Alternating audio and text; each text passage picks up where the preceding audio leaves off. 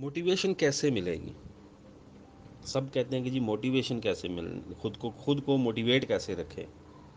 ایک کام کریں، آج بیٹھ کر اپنے موٹیویشن کے سورس لکھ لیں۔ ہر ایک کے موٹیویشن پرسن مختلف ہوں گے۔ ممکن ہے کسی کو موٹیویشن سٹوری کلک نہ کرے، ہو سکتا ہے کہ ایک بندہ کہے کہ میں اکیلا چلا تھا، بعد میں پورا قافلہ بن گیا۔ ہو سکتا ہے آپ کو موٹیویٹ نہ کرے۔ اپنے اندر جھاتی ماریں، اپنی روح کو تسکین جو دیتی ہے چیز وہ ڈھونڈیں۔ وہ کیا چیز ہو سکتی ہے؟ وہ عبادت ہو سکتی ہے، وہ ذکر ہو سکتا ہے۔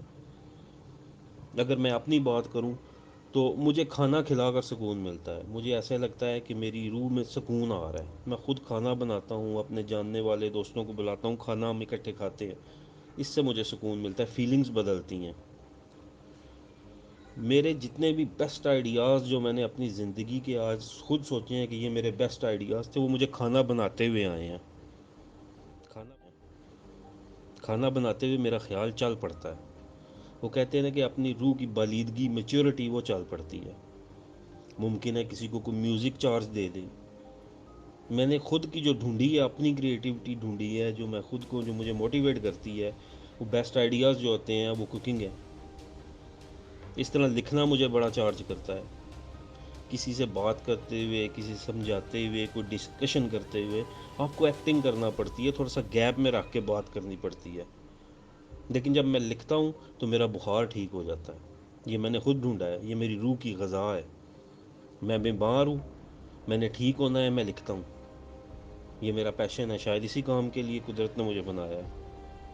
جب میں لکھ کے تھک جاتا ہوں تو میری تسکین ہو جاتی ہے۔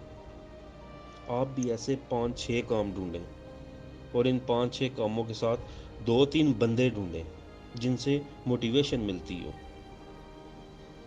اچھا، وہ لازم نہیں ہے کہ وہ آپ کے استاد ہی ہوں، وہ دوست بھی ہو سکتے ہیں۔ بعض زندگی کے دوست بڑے معاون دوست ہوتے ہیں، وہ مونڈا لگا دیتے ہیں، کندھا دے دیتے ہیں۔ آپ کو ملتے ہیں، آپ کو مل کر کہتے ہیں وہ یار چھاڑ یار، ایڈی تو کوئی گل ہی نہیں، کچھ نہیں ہوتا، مرن نہیں لگا۔ آپ کیا کہتے ہیں؟ آپ کہتے ہیں یار یہ نہ کونسلر ہے، نہ یہ ڈاکٹر ہے، نہ فزیو تھراپسٹ ہے، لیکن جان ڈال دیتا ہے بات کر کے۔ ایسے چاچے ڈھونڈیں، پر آج کل اکثر چاچے پی ٹی آئی اور جو ہے شیر کے جھگڑوں میں ملیں گے، کم ہی ملیں گے۔ وہ بندہ ڈھونڈے جس کے اندر انرجی ہے، جس کے اندر وزڈم ہے، جو سکھانا بھی چاہتا ہے۔ وہ بڑا قیمتی انسان ہے، اس سے مل کر جینے کو دل کرتا ہے۔ اگر اچھے انسان کی طرح لرن کر کے، ڈیولپ کر کے اپنے آپ کو بنایا ہے نا، تو پھر یاد رکھیں لوگ آپ کی باتیں سنیں گے۔ آپ زندگی میں موٹیویشن کے سورس ضرور ڈھونڈیں۔ تو جو برا وقت ہے نا، برا وقت اچھا ہو جائے گا۔ عام طور پر یہ ہوتا ہے کہ کچھ چیلنج آ گیا نا، کال کرو جی۔ مجھے ایک دن پرابلم آ گئی، میرے جتنے بھی موٹیویشن کے سورس تھے وہ قدرتی طور پہ سب بزی تھے، میں جس کو بھی کال کروں بزی۔ میں نے کہا آج نئے بندے کو ٹرائی کرتے ہیں۔ میں نے ایک پرانے دوست کو کال کیا، یار کھانا بنا ہوا ہے آ جا۔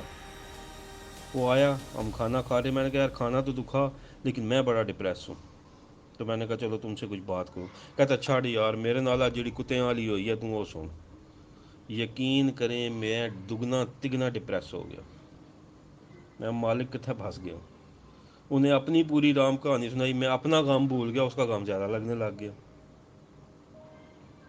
ایسے دوست رکھیں جن قدرت کی طرف سے موٹیویشن ہے، جو موٹیویٹر ہے، جس میں قدرت نے کانفیڈنس ڈالا ہے، سٹائل جس میں کوئی کانفیڈنس ہے۔ جو انٹر پرسن کو چیک کرنے والے ہوتے ہیں نا، وہ آواز کے ووکل سے ہی پوری پرسنالٹی کا اندازہ لگا لیتے ہیں۔